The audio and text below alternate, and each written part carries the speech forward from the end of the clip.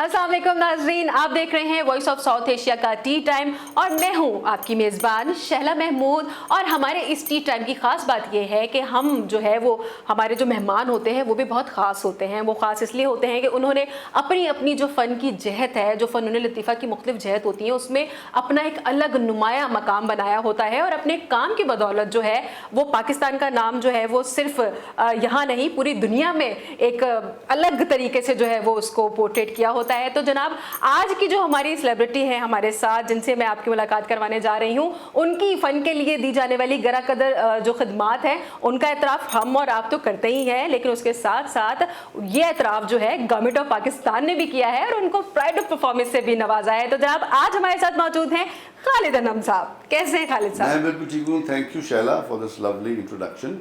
अभी इतनी तारीफ होती मैं मुड़ के देखा था किसकी बात कर रही नहीं हैं? खालिद साहब, देखिए ये इंटरव्यू मैं बिल्कुल ऑल जो है वो ऑन एयर बता रही हूँ कि ये मेरे दिल के करीब इस तरह से है कि मेरी आपसे जो एक वाबस्तगी है ना, वो बहुत, जब मैं छोटी सी थी ना, जब हमारे पीटीवी के ऊपर खुलदा सिमसिम आया करता था, उस वक्त ऑब्वियसली मुझे नहीं पता था कि इस पूरे जो खुलदा सिमसिम करके म्यूजिक बज रहा है, तो उन पे जो आवाजें होती थी, उन पे जो डबिंग्स होती थी, तो मुझे नहीं पता था कौन करता है। लेकिन क्योंकि वो एक बचपन में साथ आपके चल रहा होता है, हम देख रहे होते हैं, तो जब बड़े हुए फिर जब पता चला कि अच्छा ये वो वाले खालिद अनम साहब हैं, तो जनाब मेरी तरह के सारे बच्चे 90s के जिन्होंने खुलदा सिमसिम देखा होगा, यकीनन देखा होगा, क्योंकि उस वक्त हमारे पास यही एंटरटेनमेंट होती थी। तो उस जो खुलदा सिमसिम बच्चों के एंटरटेनमेंट का जो प्रोग्राम था, उसके जो करता धरता थे, उसमें जितनी सारी आवाजें आप सुन रहे होते थे, खालिद साहब, वो खालिद साहब, बिल्कुल गाने भी, उसके जो जिंगल्स होते थे मजे मजे के, वो सारे खालिद साहब करते थे। तो खालिद साहब, मुझे ये बताएं कि वो दौर जिस वक्त जाहिर सी बात है टेक्नोलॉजी इतनी ज़्यादा वो नहीं थी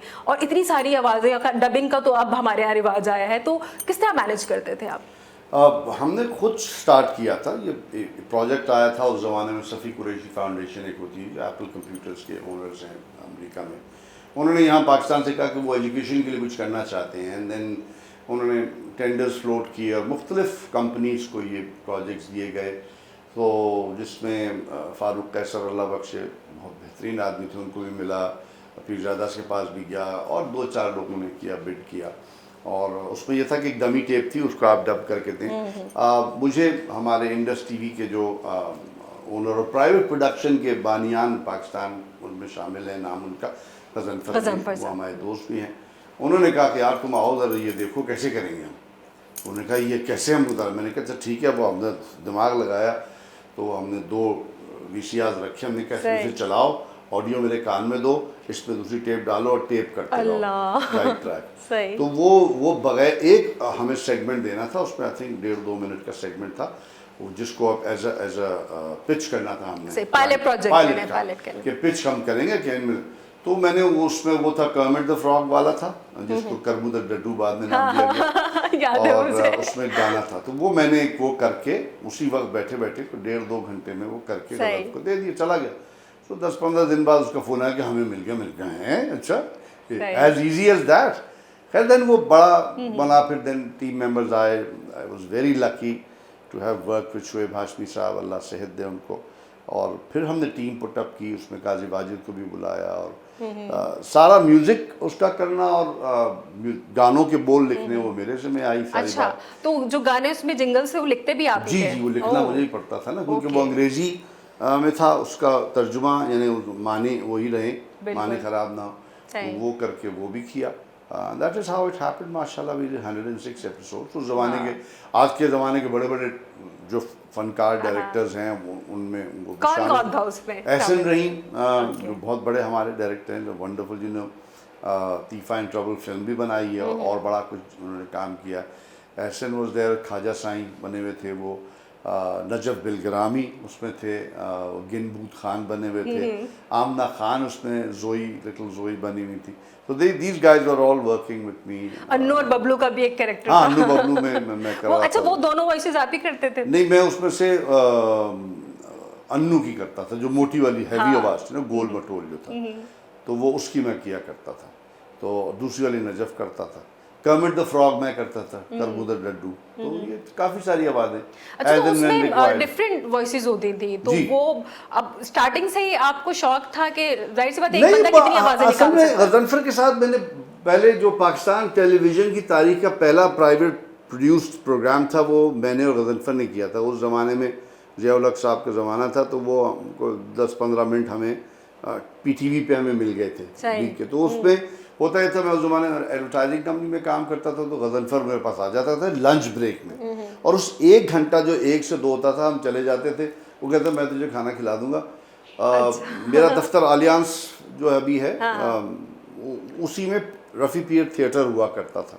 तो वो पपेट्स पे हम पहुंच जाते थे, कैमरा रखा होता था गज़नफ़र ने, और कहते क्या है क्या है, ये बत्तख है, बत्तख बत्तख पे गाना बना दे। और वो बैठे बैठे बनाते हाँ, बत्तख चला दी उसमें। लेकिन आप क्या करें साहब, उसमें करते गिनती कर ले, चलो 1 2 3 4 5 6 7 के बाद वो करके वो कर दिया। तो वो 1 घंटे में हम 2-3 प्रोग्राम रिकॉर्ड करते थे रियल टाइम। भी याद है 18 किस्म के सैंडविचेस याद है मुझे। तो वो ये मतलब ये सारा फिल्मबदी हो रहा होता था। उसकी वजह एक ये भी थी कि वो चूँकि चिल्ड्रन थिएटर हम रेगुलर कर रहे थे, ग्रिप्स थिएटर जो यास्मीन इस्माइल साहबा रन करती थी गोयत इंस्टीट्यूट के ताउन से, उसमें सारे गाने मेरे होते थे, मैं लिखता था करता। तो वो एक थोड़ी सी मुझे नीश थी मेरी कि मैं वो कर लेता हूँ। अच्छा, ये देखें, आज ये हम बात सुन रहे हैं खालिद साहब के मुंह से कि ये वो जो खुल्दा सिमसिम था वो इनके लिए बस ऐसी था कि हाँ हम बस जल्दी फटाफट कर लेते थे काम, लेकिन खालिद साहब उन्होंने ऐसी भी उसकी वजह एक उसका वाकया ये हुआ था कि गज़नफ़र ने कहा कि नहीं यार अब सारा काम तू करो, मैं एक बड़ा नाम म्यूज़िक का पाकिस्तान में है, उन्होंने कहा मैं उसको दूंगा और वो करेगा। मैं कहा दे दो, मुझे क्या जाता है। तो उसने दिया, तो उसने अगले दिन कहता नहीं यार तू नहीं। मैंने कहा क्यों, वो क्यों नहीं कर रहे। उसने कहा वो कह रहा है मैं एक गाना करूँगा, 15,000 एक गाने की लूँगा, और मैं 1 हफ्ते में 1 गाना करूँगा, और तू तो मुझे 1 दिन में 4 प्रोग्राम करके देता, 12 गाने होते हैं उसमें। मैंने कहा बेटा बताओ फिर क्या।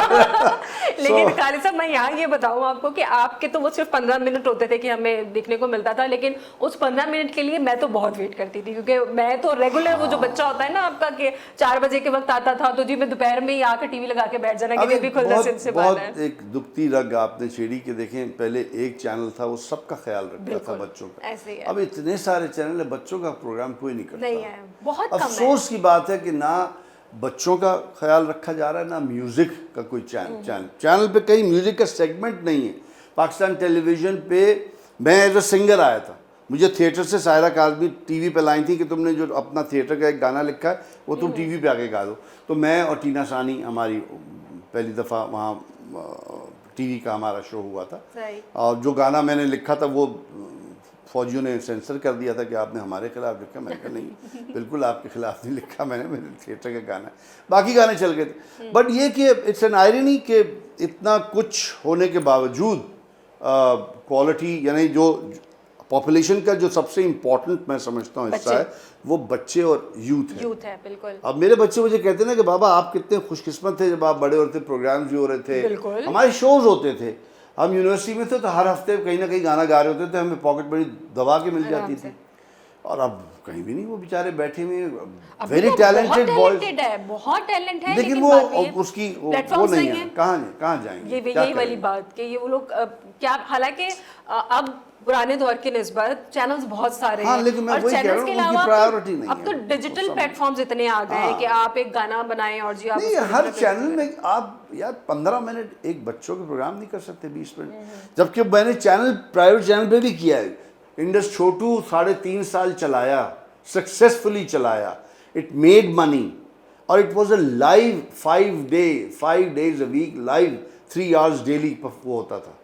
आप देखिए कि कितना कंटेंट हम उसमें डालते थे, 5 दिन नया कंटेंट आता था, गाने थे, सेगमेंट्स थे। तो मकसद है कि करने वाले हों तो काम होना चाहिए वो। और ये बहुत आप पछताएंगे कि आपके बच्चों की तरबियत की बागडोर और लोगों ने संभाल ली है, आपके हाथ से निकल गए। चैनल आपके पास सबसे बड़ी स्ट्रेंथ है, आपने वो खो दिया। तालीम का जरिया होता है ना, आपने खुद तरबियत, तालीम तो मिल जाती है, तरबियत कह ले, तो आप वो जो बच्चा है वो छोटा भीम देख के बड़ा हो रहा है, ये देख के बड़ा हो रहा है, वो जो भी है उसकी वो निकल गई है, नीश खत्म, आपने इनिशिएटिव खो दिया है। और अब तो डिजिटल पर भी मैं देख रही होती हूँ कि कंटेंट जो बाहर का बनाया हुआ है बच्चों के लिए, क्योंकि वो लोग तो काम करते हैं ना, चाहे वो यूएस का हो या इंडिया का हो, कहीं का भी हो, किसी भी मुल्क का हो, तो हमारे यहाँ के बच्चे जो पाकिस्तानी बच्चे हैं वो सारे वही देख रहे होते हैं। मैं भाई नाम अभी, नहीं लूंगी यहाँ पर, लेकिन बहुत सारे हमने ऐसे फेमस कैरेक्टर्स हैं जो हमारे बच्चों को पता है और वो हमें नहीं पता होते हैं। कोविड के दिनों में चलें आप ब्रेक ले लें, वहाँ से हो रहा है तो ब्रेक तो ठीक अच्छी होती है। है जी जनाब, यहाँ वक्त हुआ चाहता है एक छोटे से ब्रेक का। बातें बिल्कुल चल रही हैं और आगे भी ऐसी ही चलेंगी, आपने कहीं नहीं जाना, देखते रहिए वॉइस ऑफ साउथ एशिया। हम अभी आते हैं।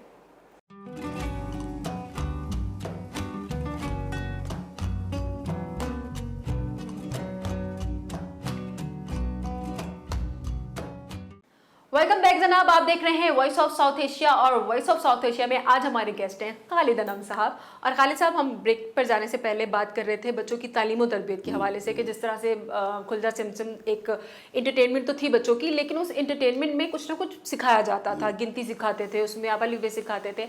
तो आज के दौर में जैसे कि आप अभी डिस्कस भी कर रहे थे कि वही एक जो खुलजा चमचम का मॉडर्न वर्जन कह लें कि खालिद साहब ने जो है वो सीप के नाम से एक डिजिटल प्लेटफॉर्म लॉन्च किया, कुछ इसके बारे में बताएं। बेसिकली देखिए, ज़माना कोई भी हो, हर बच्चे ने अलिफ बे तो पढ़नी है, बिल्कुल। ABCD पढ़नी है, इखलाकियात तो पढ़नी है, बिस्मिल्लाह पढ़नी है, तालीम पढ़नी है, मौसमों के बारे पढ़ना है, रंग वही हैं, 7 के अलावा रेनबो में और रंग नहीं आ जाएंगे, अलिफ बे के हरूफ नहीं बदल जाएंगे, ABCD नहीं बदलेगी, अलिफ 1 से 10, 1 से 1000 गिनती वही रहेगी।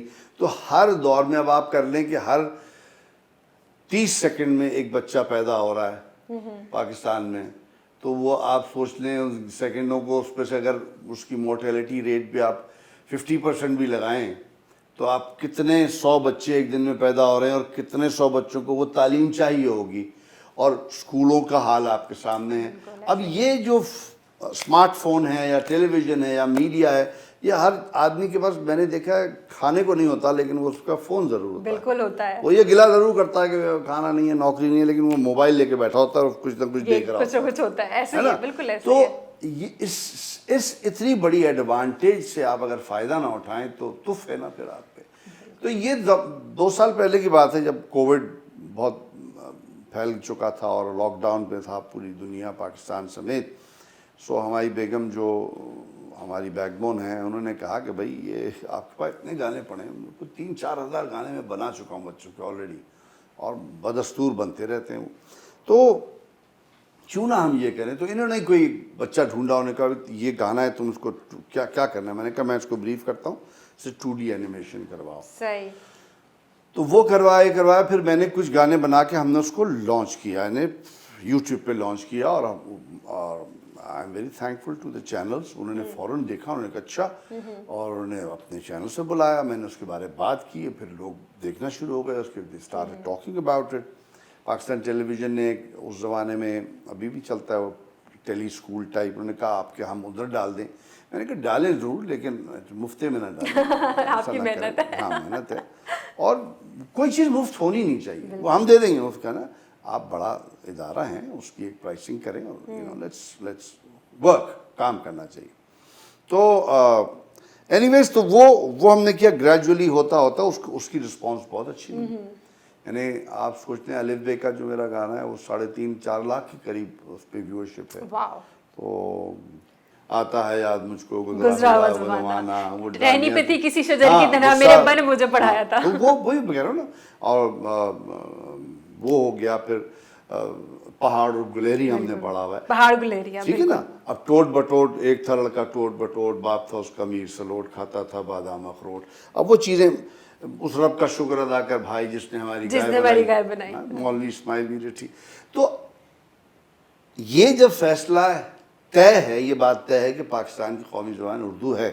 बिल्कुल मेरी मादरी ज़ुबान नहीं है, मेरी मादरी ज़ुबान पंजाबी है, मेरी बाप की ज़ुबान मद्रासी है, तामिल, लेकिन नहीं, हम उर्दू हमारी ज़ुबान है, हमें मोहब्बत है उर्दू से, और बेहतरीन काम उर्दू में पाया जाता है। बड़े बड़े शुरा कराम जिसकी बात से मशहूर हुए हैं, चाहे वो पाकिस्तान में पंजाबी शुरा कराम हैं जिन्होंने उर्दू में बेनता, फैज़ अहमद फैज़ हो गए, अहमद अजीम कासमी हो गए, मुनीर न्याजी हो गए। लेकिन कितने अफसोस की बात है ना खालिद साहब कि अब अगर आप जब तक उर्दू में थोड़ा सा इंग्लिश का छींटा नहीं मारे आपको एजुकेटेड तस्वुर किया ही नहीं जाता वो एक मुनज़्ज़म तरीके से उसकी तज़हीक की गई ना, है ना? पाकिस्तान के इब्तदाई में, क्योंकि सियासत होती है, ये तो चलती है, लेकिन हमें तो अब समझ आ गई ना काफ़ी अरसे, तो अब हमें चाहिए कि हम उसमें शर्म महसूस ना करें। बिल्कुल हमें ये उर्दू मीडियम में गाली बन गया था, आपको पता है अच्छी तरह, अरे ये तो उर्दू मीडियम में हाँ। ऐसे क्या है? अरे आप कहाँ रहे, ये तो हिंदुस्तानी कैसे? मेरे वालिद माइग्रेट किए थे, वो ब्रिटिश आर्मी में थे, 47 में पाकिस्तान आ गए थे, he was a colonel in the British army, served the Pakistan army. उनसे पूछा जाता था आप कहाँ के? उन्होंने कहा पाकिस्तान के। अरे नहीं, पीछे से कोई पीछा नहीं अब तो जो है ये पाकिस्तान है। जब तक ये सोच नहीं आएगी, उर्दू है हमारी जबान, अगर अंग्रेजी नहीं आती तो मुझे इस पर शर्माने की जरूरत नहीं है।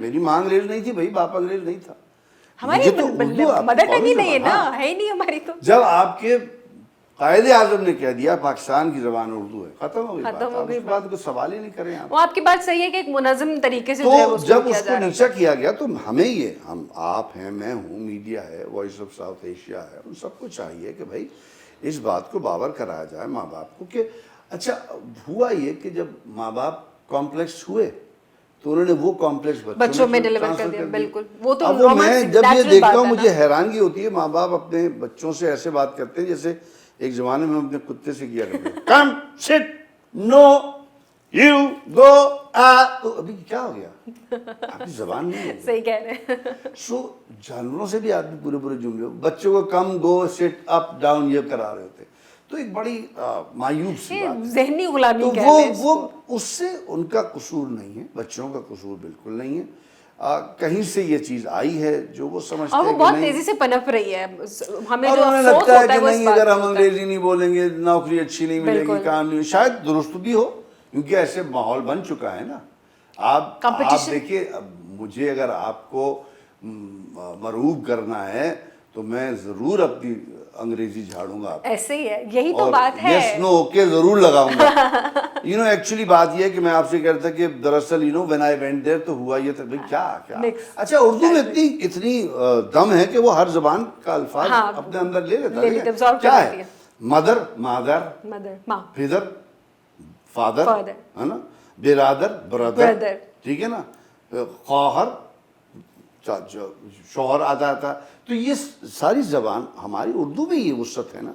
उर्दू तो बनी सहूलत के लिए था कि हर जबान का लफ्ज डाल दें उसमें, वो चीज़ लोग समझ नहीं पाए। लोग ने एक नस्ल, एक कौम की दुश्मनी में जबान को ही रेग डाला ना हमने कि वो बगैर सोचे समझे होता। अभी भी हमें जो हज़रत अली का कॉल है ना, जो इंसान की बात समझ में नहीं आती वो उसका दुश्मन हो जाता है। ऐसे है। लेकिन ऑल सेड एंड डन सीप ने ये कोशिश की है और बहुत हद तक की है। जो हमारे स्टेटिस्टिक्स भी आए हैं उसमें बाहर बहुत देखा जा रहा है, जो बाहर सेटल हैं पाकिस्तानी, वो चाहते हैं कि बच्चे उर्दू से कनेक्टेड। अच्छा, मेरे ख्याल में जो बाहर बैठा हुआ तो उसको ज्यादा फील होता है अपना कल्चर के, जी हमारे बच्चे जो बच्चा उसकी बात ही नहीं समझ रहा होता।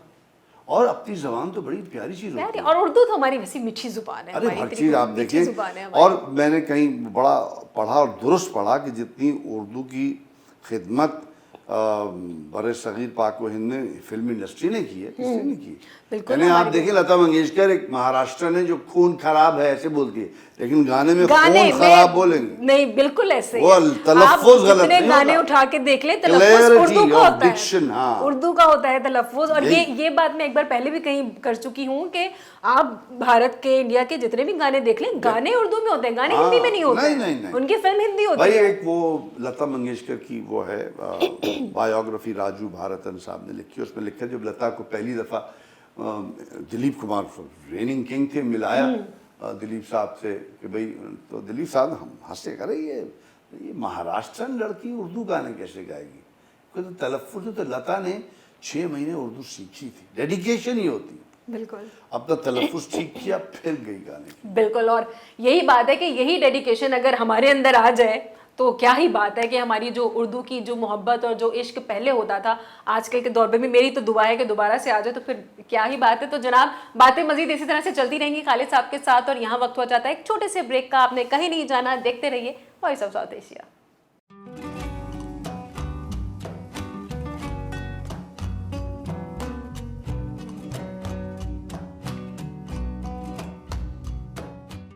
वेलकम बैक जनाब, आप देख रहे हैं वॉइस ऑफ साउथ एशिया का टी टाइम, और टी टाइम में हमारे साथ खालिद अनम साहब मौजूद हैं। अच्छा खालिद साहब, यहाँ अब मैं थोड़ा सा जो है वो रिवर्स गियर लगाएंगे हम आपके करियर पे, और थोड़ा सा हम आपको ये यादों के दरीचे में पीछे लेके जाते हैं। तो मुझे ये बताएं कि आपकी फैमिली में कोई ऐसा था कि जिसका आर्ट एंड कल्चर से कोई ताल्लुक था, या ये बचपन से ही आपको शौक था कि आपने आर्ट और उसमें कुछ करना है? बेसिकली घर में मौसीकियत बहुत थी, हर कोई गाने वाने अच्छे। उस ज़माने में एक्चुअली सब लोग एक ही जैसे होते थे। ये बड़ी अच्छी बात थी पाकिस्तान की, कोई तफरीक नहीं थी। मेरी वालदा शौकिया गाती थी और रेडियो पाकिस्तान पे भी गाया उन्होंने। अच्छा। शाहीना मुमताज़ के नाम से 50 की दहाई में, मेरी पैदाइश से पहले। और घरों में हमारे सब ग्रामोफोन, रेडियो, बिनाका गीत माला, स्टूडियो नंबर 9 आया करता था रेडियो पाकिस्तान से, ड्रामा, जिसमें आप देखें आर्टिस्ट लाइक ज़ैद बुखारी साहब, उसमें जनाब आपके SM सलीम साहब, और बड़ी बड़ी आवाज़ें, रिफ़त कदीर नदवी, और ये ऐसे लोग थे, रेडियो प्रेजेंटर्स थे हमारे। उस ज़माने में रेडियो पाकिस्तान से दोपहर को 1:30 बजे से 2 बजे लिसनर्स चॉइस एक अंग्रेज़ी प्रोग्राम आया करता था, अंग्रेज़ी गाने। और ये बात है 50 की दहाई की? नहीं, 60s और 70s, through out the 70s, even after 70s। वो तो ये फिर जब माशाल्लाह लगा ज़ियाउल हक का, जब से बेड़ा गर्क होना शुरू हुआ, तो तब ये चीज़ें तबाही की तरफ तो आपका पहला काम कौन सा था? मेरा प्रोडक्शन, ये शोबिज़ का। मैं तो बैठ के, मुझे गिटार हमेशा से पसंद था। घर में म्यूज़िक, हमारे गाने सब कोई गाते थे, भाई भाई बल्कि।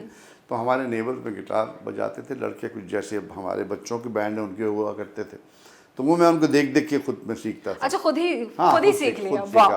तो उसमें फिर ये हुआ कि बजाना शुरू किया, अच्छा लगा, लोगों ने देखना शुरू किया, होना शुरू हुए। हाँ, ये तो बड़ी अच्छी बात। स्कूल के जब फिर फेयरवेल पार्टीज हुई, आई वाज द हीरो। वो फिर खालिद अनम साहब जो है वो हीरो बन के बैठे हुए थे गिटार लेके। तो स्कूल में भी बड़ा नाम हो गया यार, चलो। उसके बाद मुझे समझ लो कि जो मैट्रिक में आपको फिर अलग प्रोटोकॉल टाइटल मिलता है ना, हर मैट्रिक में एक टाइटल मिलता है आपको जब आप पास आउट करते हैं, तो मुझे हिज मास्टर्स वॉइस का टाइटल दिया गया, HMV का। खैर, बट ये कि इसी तरह जो शोबिज़ में आना यूँ हुआ कि हम अपने दोस्तों के साथ बैठे हुए गाना शाना गा रहे थे। ये जो शकील और रेहाना साइगल हैं, शकील तो आर्टिस्ट हैं बहुत बड़े, और जो रेहाना साइगल हैं वो थिएटर एक्ट्रेस पार एक्सेलेंस हैं, और उनका दामाद है ये अली खान, एक्टर नहीं जो इंडियन फिल्मों में भी आया पाकिस्तान। बिल्कुल, अली खान जानती हूँ, मोटी मोटी आंखों वाला। हाँ, बहुत नफीस इंसान, बच्चा बहुत अच्छा है वो लड़का। उनके घर हम ऐसे बैठे गाने गा रहे थे, तो वहाँ यास्मीन इस्माइल से मुलाकात हुई कि भाई we are doing a theatre, I want you to work in that. और उस वक्त क्या एज थी आपकी? I was about 23, 24 probably। Very teenage. हाँ, तो मैंने कहा हाँ, इसमें क्या बात है, यूनिवर्सिटी में हम पढ़ रहे कर लेंगे, तो क्या। तो अगले दिन उन्होंने कहा ये मेरा, और अपने शौहर से उन्होंने कार्ड लिया, कहा ये मेरा घर का एड्रेस है, आप आ जाइएगा। बाइक पे बैठे अपनी पहुँच गए अगले दिन। तो वहाँ तो बाकायदा सीरियस काम हो रहा, तो जर्मन्स बैठे हुए थे कुछ, और आर्टिस्ट बैठे हुए थे। आप फिर थोड़ी सी तो मैंने कहा ये मैं किधर आ गया, फंस गया। उन्होंने कहा हाँ, yes, all you have to do, these are the songs. 4 गाने दिए, you have to compose these songs and you have to sing it on stage, and this is your contract, this is your advance payment. और मैं मरवा रही है, तो काम serious हो गया, अब तो करना पड़ेगा। मैंने कहा देखेंगे, गपशप लगाएंगे, क्या बातचीत चलेगी, कुछ देखे। तो मैंने कहा ओके, अब मैं फंस गया। वो पहला गाना मैंने कंपोज किया, मैंने सुनने कहा ओके डन है, आ जाए।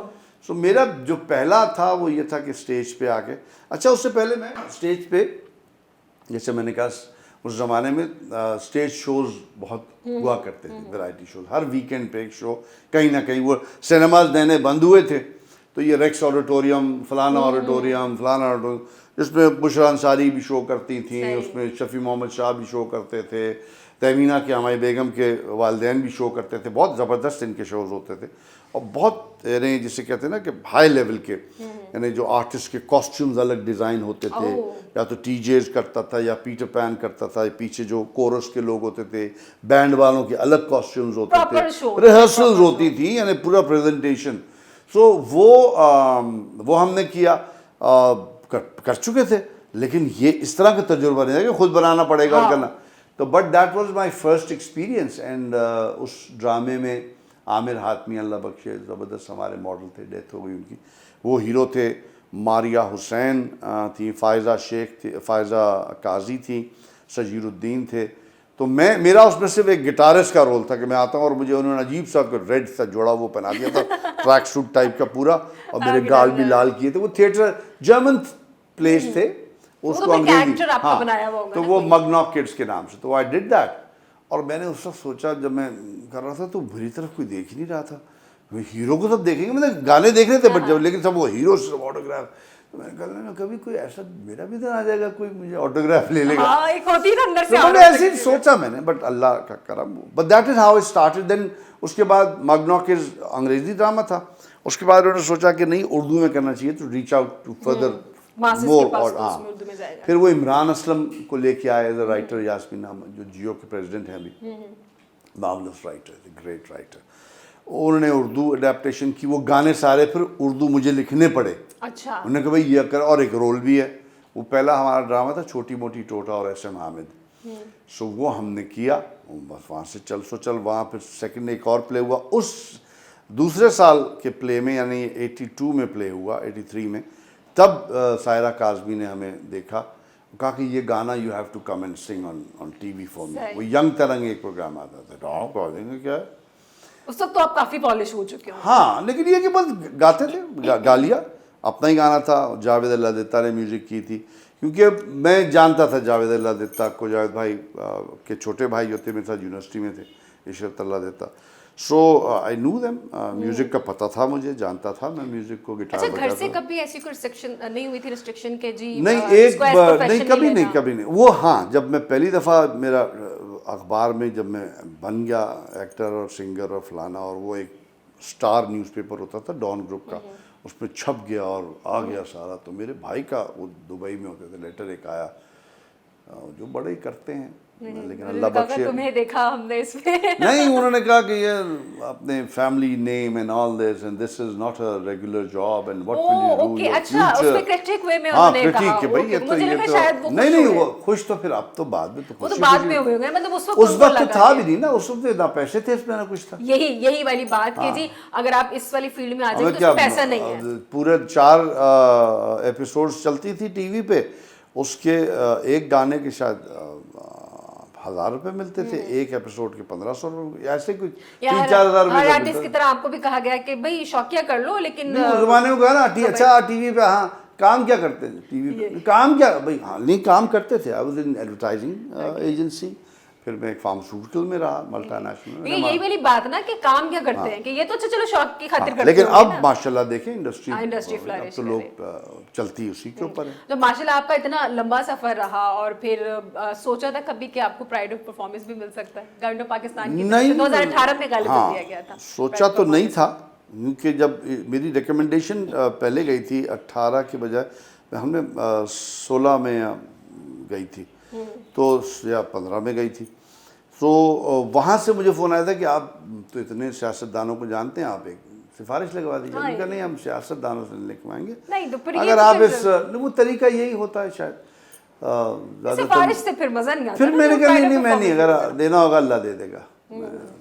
तो ऐसे ही है। तमीना को भी मैंने कहा, तो बस वन फाइन डे जब वो सुबह फ़ोन आया, आई रिमेंबर संडे था, तो मुझे बेचारे हमारे PTV के अभी वो रिटायर हुए हैं जनरल मैनेजर, उनका वो बखलाहट में, पहले तो इस्लामाबाद से फ़ोन आता है, इस्लाम जी हमने डिसाइड कर लिया, मैंने तब भी नहीं बताया।